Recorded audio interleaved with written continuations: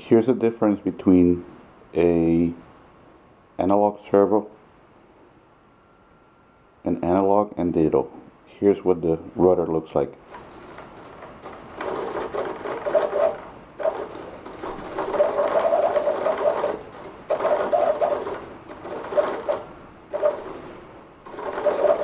This is analog.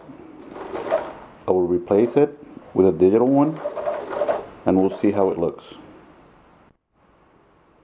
Now here is a digital remote, and servos are the same, but look how it works.